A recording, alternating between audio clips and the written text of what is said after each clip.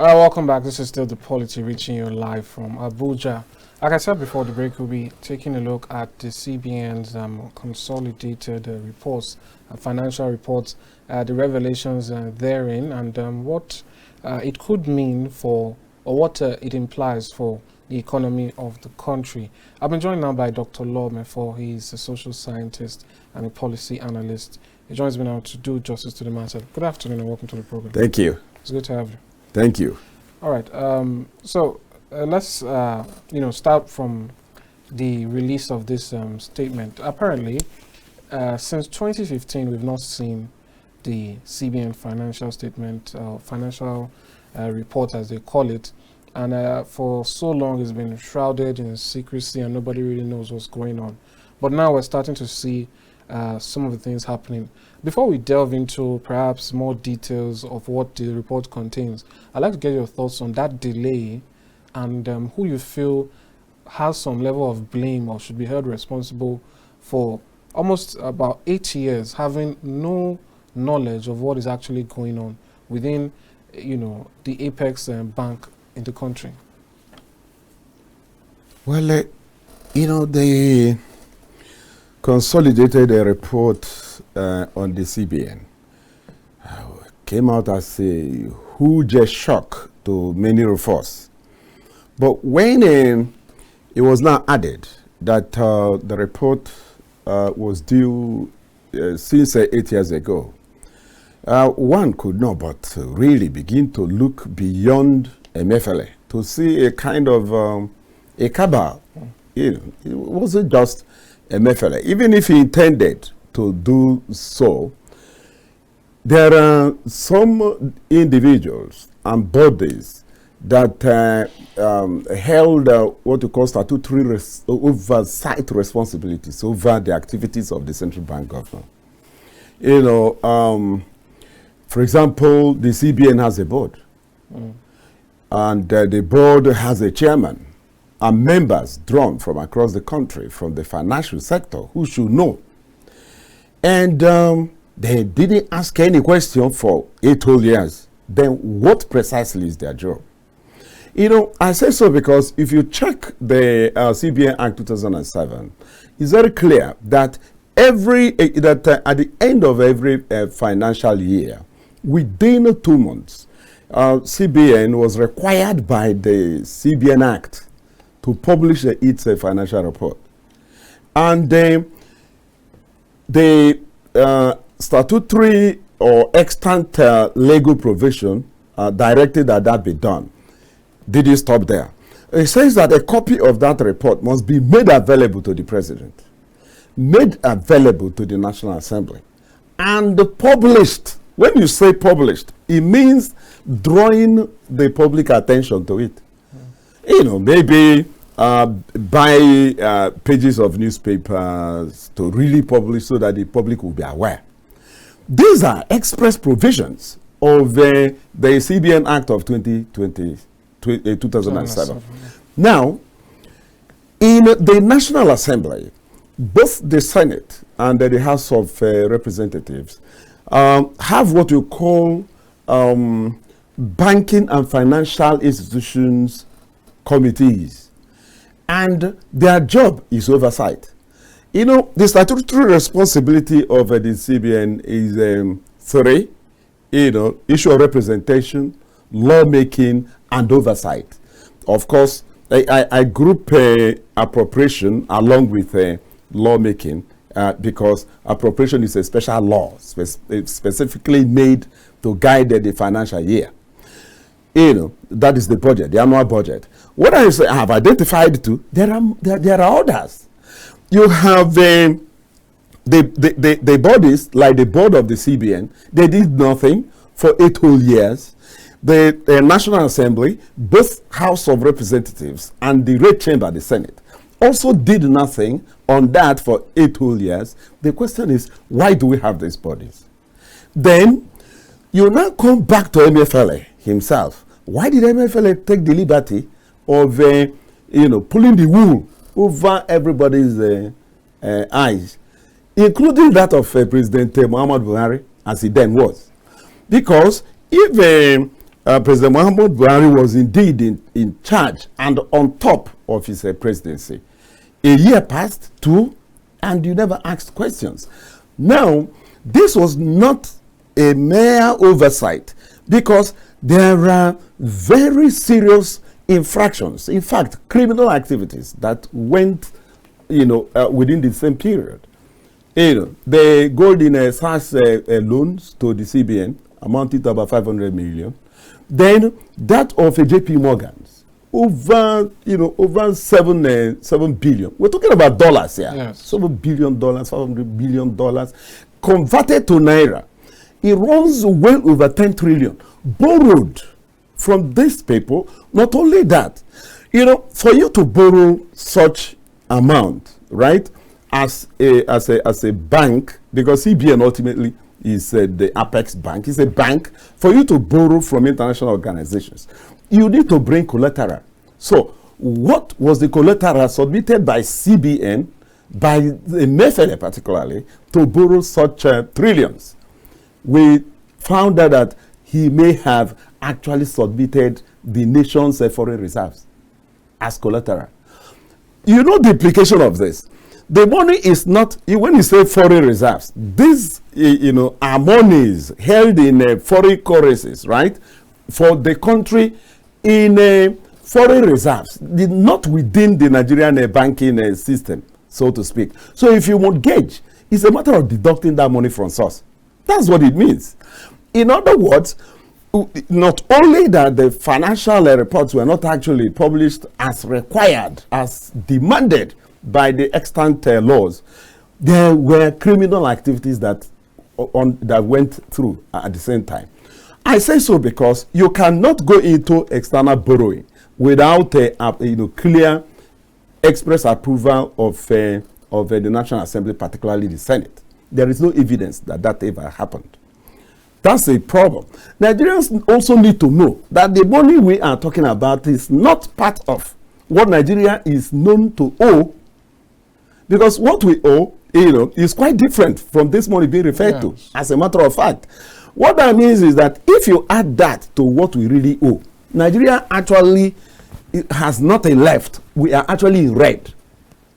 Remember that when we compute this amount, and say it is about $8 billion, the computation is based on the official exchange rate as at that time, which was about 490 or there around.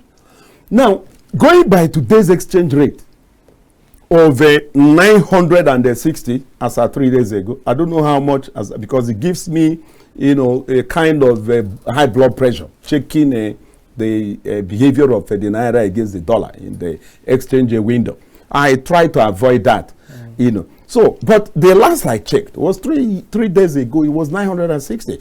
So if you actually do the conversion, you will see that the actual amount we owe, the CBN owes, as we speak, is not less than $18 billion.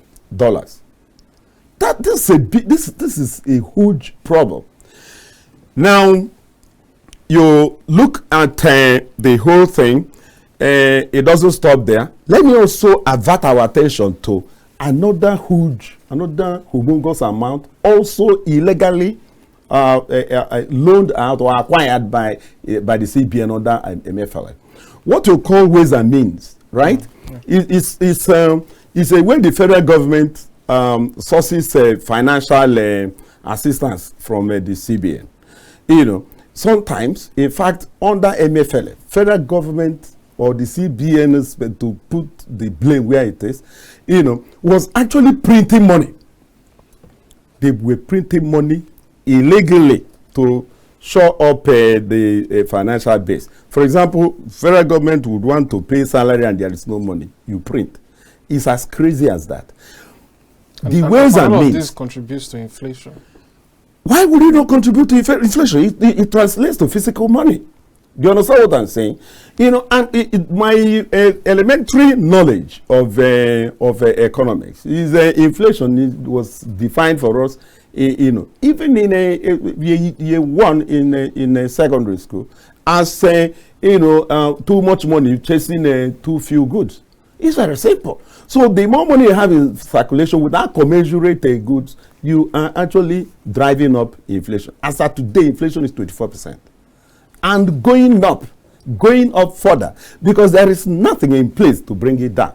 So if you look at the recklessness of the CBN under Emefiele, you see that he wasn't supposed to run a parallel government, but that appeared to be what he did, because he was under no control of anybody, not even the central bank board.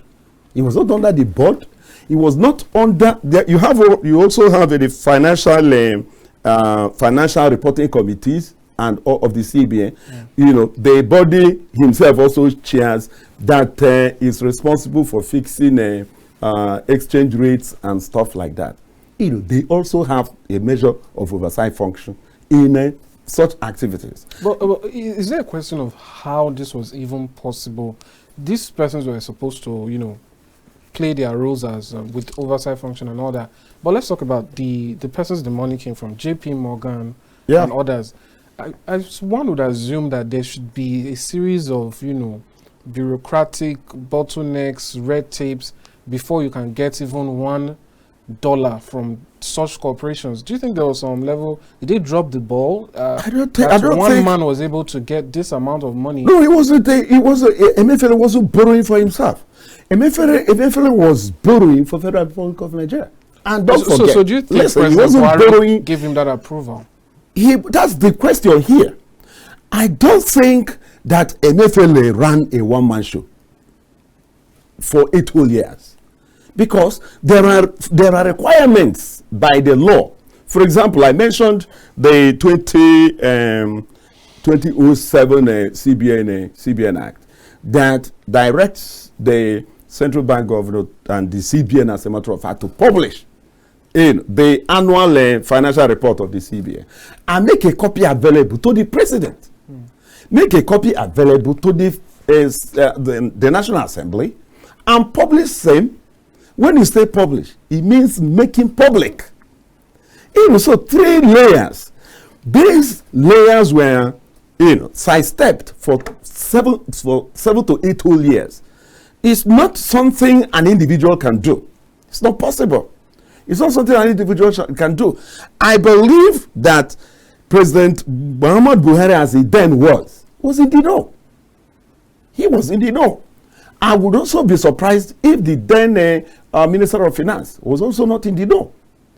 You see, I said something about the ways and means additional funds also provided to the central to the federal government by Emefiele's CBN to the tune of 22 to 23 trillion naira. Do you get the point?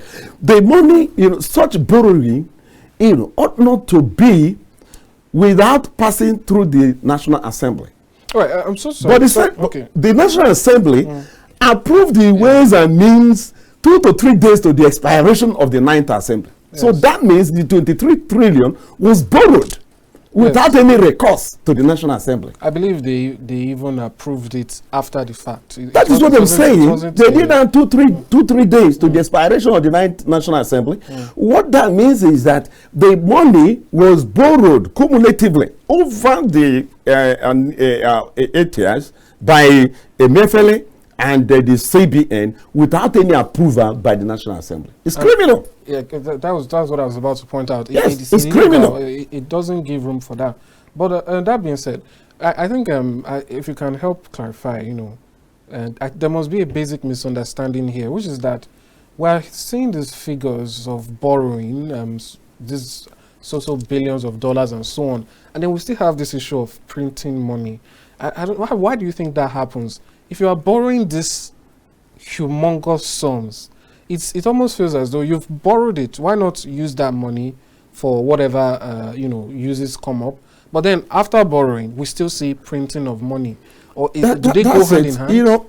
They don't go hand in hand and shouldn't go hand in hand. You borrow money to solve problems, and they borrowed this money. The question you are asking is, apply to what? I am not against borrowing, but follow due process. and not only following a due process, I also expect that borrowing should be tied to capital projects, not borrowing to pay salary. It's scandalous as far as I am concerned. You borrow money to pay salaries, but it got that bad. The issue is that the nation's economy has not been producing. You know, I was looking at the figures recently released by the Bureau of Statistics, National Bureau of Statistics, and it's surprising to me that our export is still crude by more than 75%. You see the problem. You know, so all the propaganda about what you may call diversification of the economy has not actually translated to anything. Otherwise, why should Nigerian export still remain as high as 75% crude oil? That is where it is.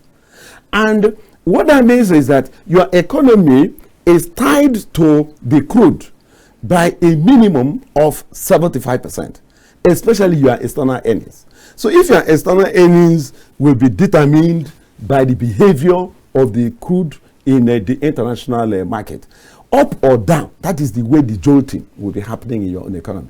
And that is what's happening to us at the moment. And without proper understanding of this mechanism, we removed fuel subsidy. We didn't stop there. We floated in Naira. I'm not aware. I've been doing a bit of research, you know, since these twin anti-masses policies were unleashed on the POLITY. I have been trying to understand a country, you know, countries that totally go into currency flotation. I haven't seen. I'm not an economist, but I'm a social scientist.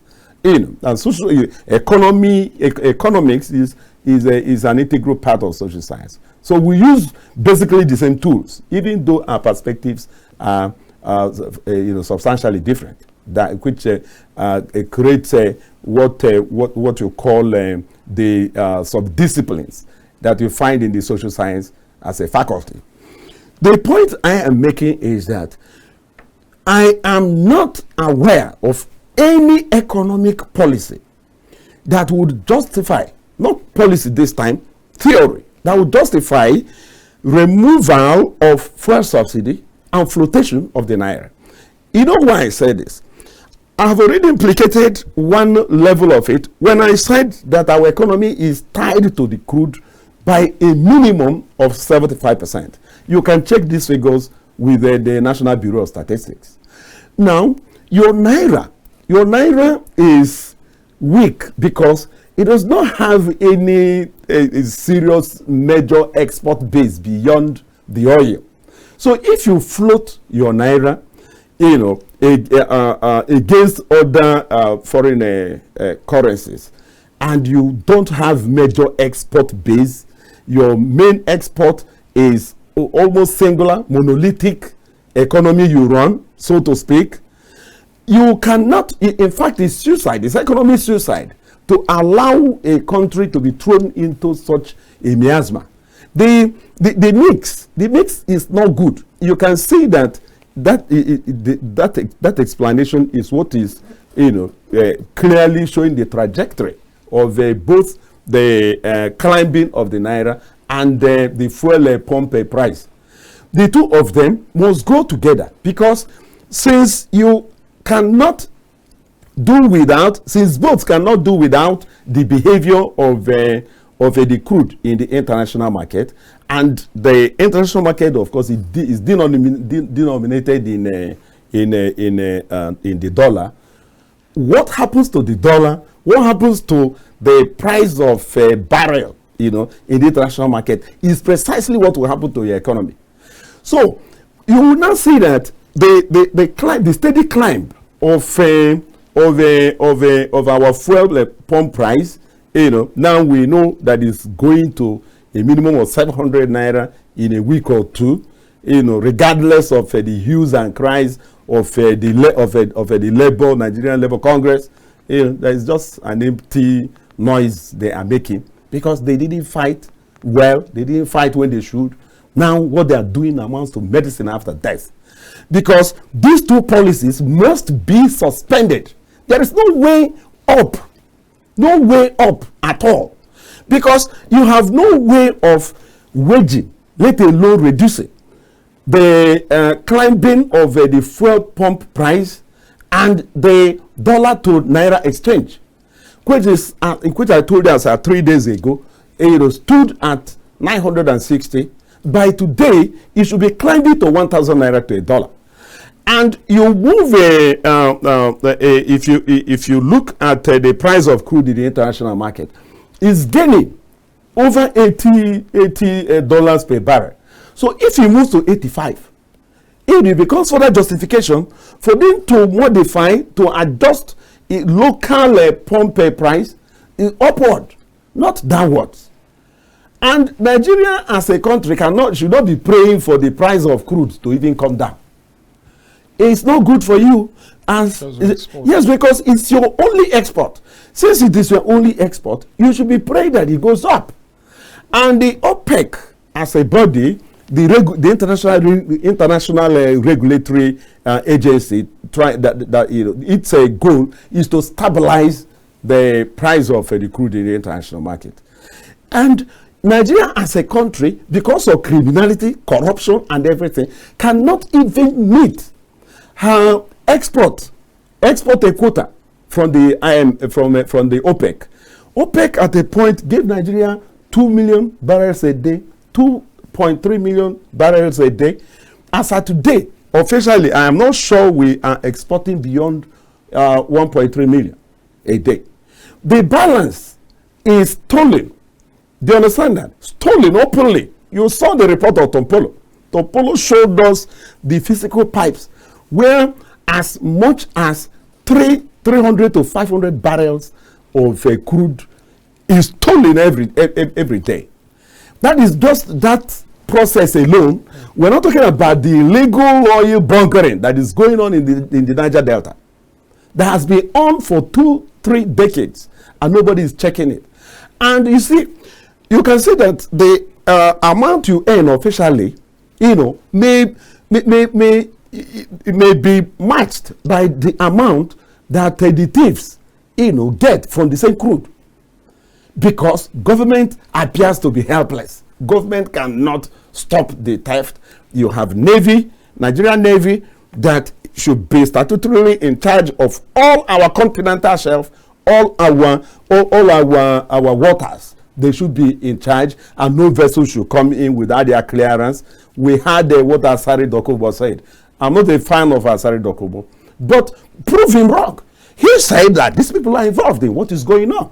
Why can't the claim of Asari be investigated? And you ask yourself, who should be in charge of our maritime boundaries? Somebody's in charge of that. I mentioned the Navy. It's not even only the Navy. There are other bodies. If you go to the Niger Delta, you will see illegal refineries all over the place. These are physical establishments, being used for what you call illegal oil bunkering, and of course oil theft. And some of the vessels that come into Nigeria to load illegally, some of them cannot be loaded in a week. They are that huge. So these are huge vessels. It's not something that is done without official collusion. That's the point I'm making. All right. Speaking about investigations and going back to certain things, I'll see if my producer is ready with a tweet there from a journalist. I'm talking about Eniola Akinkyo too. I just want to take that tweet now in respect to the CBN issue. He says, let me take that now. He says, there's a saying that it is when a mosquito lands on your testicles that you will realize that violence can't solve all things. That's the current situation Tinubu finds himself. Unlike Buhari, who demonized PDP, entertaining us with Dasuki's $2 billion scam and the Zani's $153 million INEC bribes, Tinubu cannot attack his own party for the mishandling of the economy. So how does he convince Nigerians that what's going on is not his fault without heaping blames on Buhari?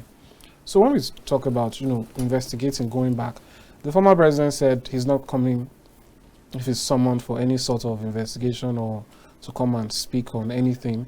He just wants an easy life and doesn't want anything. But with all these things happening, do you think it has gotten to that point, taking into account that just some hours ago we heard, or we hear now, that the federal government has filed 20 new charges against the CBN governor and withdrawn the almost placeholder charge that he initially had? So how far do you think that President Tinubu can go, considering that this is a government, or this is a continuation of a government that his party has been running for 8 years? I once said that for Tinubu to succeed, he needs to commit political suicide. If he does not bare his fangs, he's not going to go anywhere. There's no way. The reasons are very clear. What former President Muhammad Buhari said about nobody disturbing him or should be allowed to disturb him is nothing. It means nothing. He ran what you call presidential democracy, and he delegated functions to ministers, departments and agencies, right? And these people should be held accountable. Where, for example, there is criminality and the former president expressly approved it, they should be called to account for such actions. For example, if the issue of the annual financial report of the CBN was deliberately withheld by the CBN governor Emefiele with express approval of President Muhammad Buhari, all the criminalities that were committed under such withholding, he has to share in the blame. But I don't think you should start with Buhari, because he delegated all functions. He even outsourced his presidency. He was just there as a figurehead. At least the farthest the optics could reveal to us. He wasn't quite active in his presidency. His lieutenants were. For me, even the former Attorney General Malami was more powerful than Buhari as president. Because we watched things happen. So leave Buhari to rest wherever he is, in the Niger Republic or in London or wherever. He has enough resources to enjoy himself even in the moon. Go for the people he delegated responsibilities to. That will reveal the extent of Buhari's involvement. If there is no if there is no proof where Buhari approved criminality, it would be unfair to begin to look in his direction. Do you think that's what's happening now with Emefiele? We didn't see these reports for almost 8 years. Now he's gone. In less couple of months, we are seeing it. We have Mr. Obaze, who was commissioned to investigate the CBN. Do you think we'll be seeing more of this? Much more will happen. Like I said, you see, Emefiele ran a criminal enterprise, as a CBN.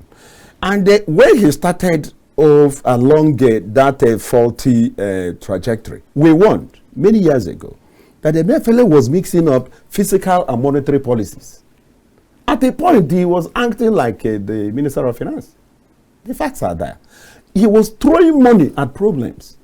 Giving money, what you may call direct interventions of the Central Bank of Nigeria in micro financing processes, like loans, like many interventions like that. I don't know who ran Anko borrowers, whether it's the CBN. It's the CBN, right? Yeah. That's what I'm saying. I believe he was wrong. One is that you don't have the machinery to go, follow through this money, the implementation. You don't have the machinery, you don't have the manpower. You have the MDAs set up statutorily for things like this. So such lofty ideas ought to have been rooted through appropriate ministries, particularly the Ministry of Finance, that will serve as the coordinating point and then report back to the CBN periodically on how the money released, such as the Uncle Burhan's program, was being implemented. But this wasn't what was happening. The CBN was directly dealing with the people. So even where they passed through banks, the banks were just a kind of platforms for disbursement of such funds. It was wrong. For me, that was a fiscal policy. It wasn't a monetary policy. So I just gave an example of the excesses of Emefiele. And he got to the point that he became really apprehensive of what is happening to him today. He anticipated it towards the dying moments of the Buhari presidency. When they were indulging in all this, they never knew that the end of Buhari's tenure would come. They never knew. But he came. And when he came, it became a nightmare to many of them. The point is, Tinubu is not yet ready to fight corruption. The money we need is in individual hands. And he has to go after those individuals that are holding the nation's resources. I keep talking about the report that was launched and released by Femi Falana-San. 25 areas where monies were stolen from the nation's covers. And of course, areas where the economy has been hemorrhaging and how much is being lost in those areas. Many, read that report, read it thoroughly. If the current president, Tinubu, really wants to succeed, he has to face the fight against corruption. Yes, Obaze, that they appointed, seems to be a kind of an indication that he is interested in fighting corruption. But that's not where to start. When you came in, the second person you arrested was Bawa. You're holding Bawa for 50 days plus? For what? We don't know. He's not charged to court. It's wrong. And now, the Bawa you are holding is supposed to be Nigeria's #1 anti-corruption czar. And you became your first victim. You didn't even appoint a substantive replacement. You just asked the oldest director in EFCC to take over. Do you know the reputation of the oldest director there? Do you understand what I'm saying? Under what, how did you come about the justification of appointing that person as the acting director? If Bawa was manifestly corrupt, how are you sure that the director of operations under him was not in cahoot with him in whatever he did? So if you remove Bawa and you bring in the director of operations, do you understand what I'm saying? I believe that was the person that is replacing Bawa in acting capacity. What that shows is that you are not actually trying to modify, empower the EFCC. You are going after Bawa as a person. That is my gut impression. And I think it's wrong. It's giving very wrong impressions. If you have reasons why you removed Bawa, by now the investigations must have been concluded. You charge it to court. Then he will look for lawyers that will defend him. If he's guilty, he goes to jail. But you are holding Bawa against the laws of Nigeria. Nobody should be in detention for more than 48 hours. These are laws. Yeah. But you're holding Bawa for 50 to 60 days. So if you're holding Bawa for 50 to 60 days and you haven't really told us why you are holding him, and you have not appointed a substantive successor to Bawa, you are not fighting corruption. And let me say this as a last line.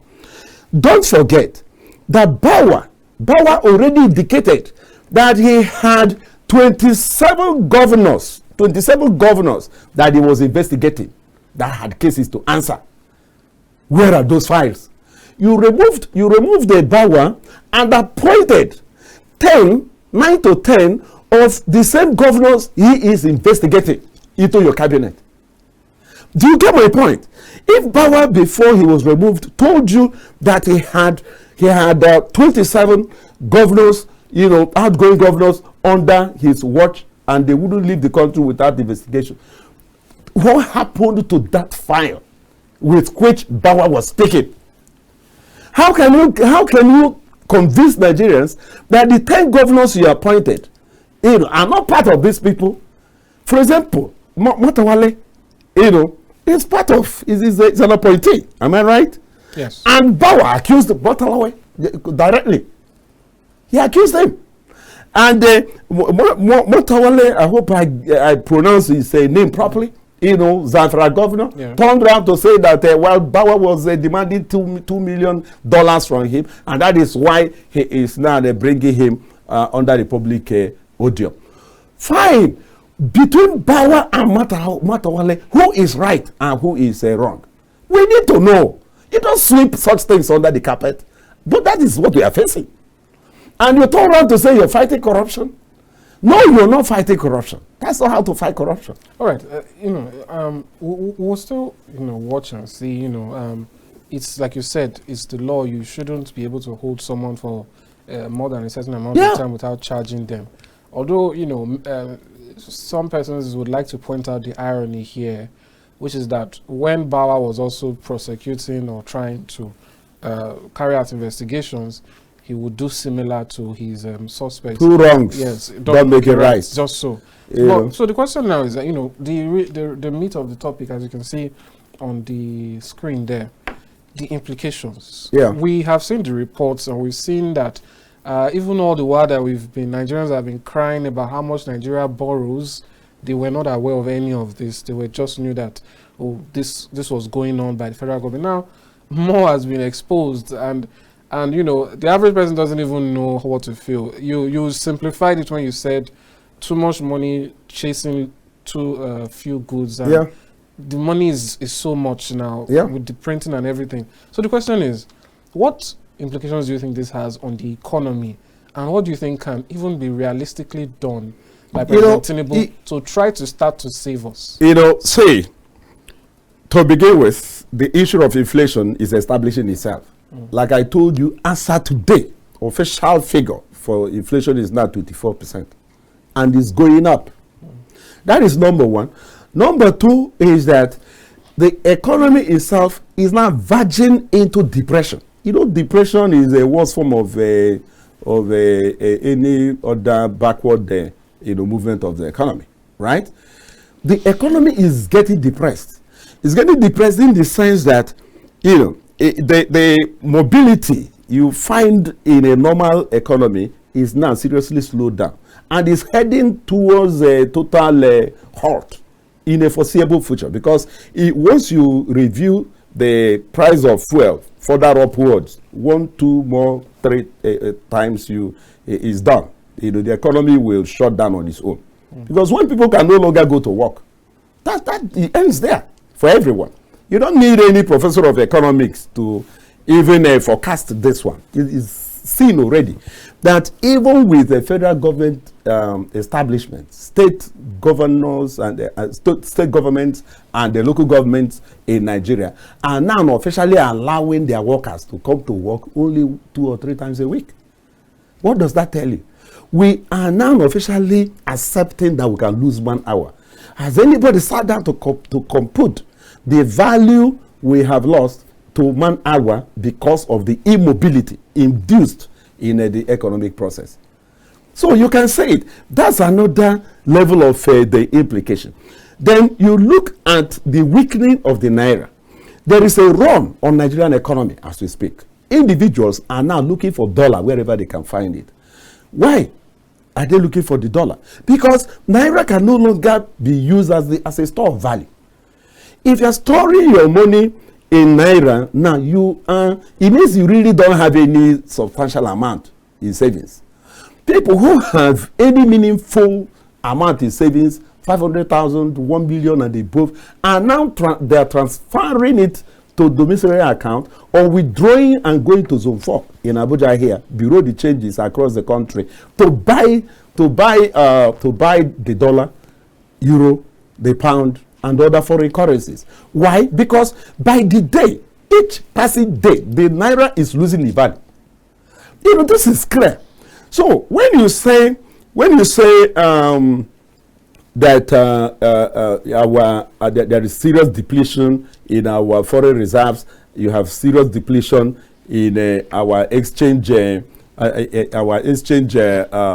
monetary system. This is exactly what is responsible for it. People are buying up foreign currencies physically in exchange for the naira, because naira value is going down by the day. If this is a process, it translates to a run. It's a run on the economy. You know, before we hear that the banks, you know, there's a run in the bank, right? People are rushing to withdraw their money. Yeah. Now it's not escalating beyond the banks. It's not engulfing the entire economy. So people are, the Nigerian economy is now getting dollarized. Do you understand what I'm saying? Yeah. The dollar, as you see it now, has now become the official exchange in Nigeria. The official currency. Amongst the elites, that's what they use now. They use the dollar. That's what they use. If you even when you talk about monetization of the electoral process, money wasn't shared in naira that much during the elections. You journalists, you know, it's the dollar, the foreign exchange. That was what was shared. And you see, it's continuing now. It's continuing because the naira by September will certainly lose additional 30%, if not 50%. Because if you recall, 2-3 months ago, when President Tinubu came in, the dollar was around 460. Today, the dollar is 960, right? You can see a staggering difference. What the dollar has gained over the naira is 500 naira. So if you had 1 million naira when Tinubu was sworn in, today that your money is no longer worth even 450,000 naira. That's the point I'm making. Simplifying the implications, so that viewers can understand where I am coming from and why many more people are more inclined to getting a hold of their money by converting them to foreign currencies. That is what is happening to us now. So even the importers that would need the foreign exchange to be able to import stuff will have to access it at the parallel market. Even if you go to the bank, the difference between the parallel market and the bank is almost insignificant when it comes to huge sums you require for manufacturing sector. If, for example, a manufacturing firm is importing a machinery, you may run into millions of dollars. So by the time you convert that, the amount will be so humongous. So people now worry, why is it that Nigerians prefer foreign goods? We prefer foreign goods because it's superior and cheaper. Do you understand what I'm saying? If you have your money, you would want to have value for it. Nigerian goods can only get better if we patronize them. I know that, but I'm talking about the ordinary purchaser. He would want to get something that is of value for his money.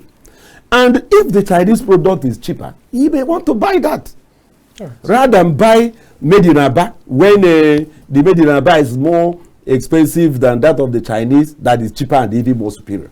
Right. Do you get the point? Yes. It's really interesting because when the announcement was made, it was believed the language used is unified exchange rates. But it's not unified. And I think that's where a lot of the problem lies. Now we're hearing more explanations. It's not unified. More explanations that please, don't export. If you have the ears of Buhari, tell him to suspend immediately naira flotation. You mean President Tinubu? Yeah, sorry, President Tinubu has to, with immediate effect. That's without waiting for additional day. It's the only way, because he has no means of bringing down the value of the dollar against the naira. You can't float the naira. It's like throwing into the boxing ring myself and Mike Tyson in his days. I stand no chance. That's what we have done with the naira. Just because you can't afford it. Yeah. You can't. There is nothing we can do in the next. Look, let me tell you. The simple economics is this: if you want the naira to be stronger than the dollar, export more than you import. It's not rocket science. Export more than you import, then Naira will overtake the dollar. That cannot happen in the next 5 years. That's the point I'm making. Yeah, you know, you do have a great point. Just yesterday, in fact, before you came, we showed the report of the NOGASA, that's the Natural Oil and Gas Suppliers Association of Nigeria, and they made this very specific complaint, which is that the dollar now very directly affects everything they do. Yeah, that's it. All the way They're right. to They're right. that is why you have to reintroduce official rate. But Buhari, sorry, I keep talking about Buhari. You know, he was with us for 8 years, so it will take time for him to really leave our psyche and consciousness. President Tinubu will have to be ready to fight corruption tooth and nail. Do you know why? You know what happened to official rate of the Naira? There is what is called round tripping. These people will go collect money, dollar from the CBN, rather than import with it. They will just walk to the bureau de change and collect the difference. So the difference turns you into a billionaire without doing nothing. All you have invested is your political contact. That you know who knows who knows. You are related to who is related to who is related to. Either the president or the wife of the president, the attorney general of the federation. The cabal.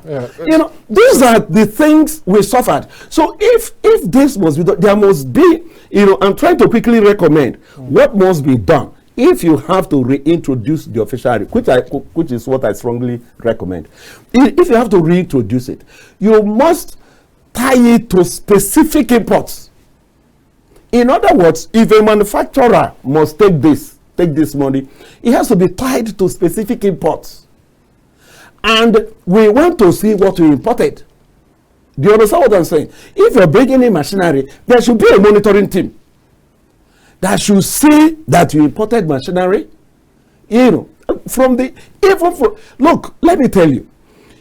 And I almost said the Buhari again. If a President Tinubu really wants to get this done, look, let the imports, let the official accessing the official rate be tied to specific imports, and the money released to the sellers directly and not to the importers. All right, that's a very fair recommendation there. Thank you so much for that, Dr. Law.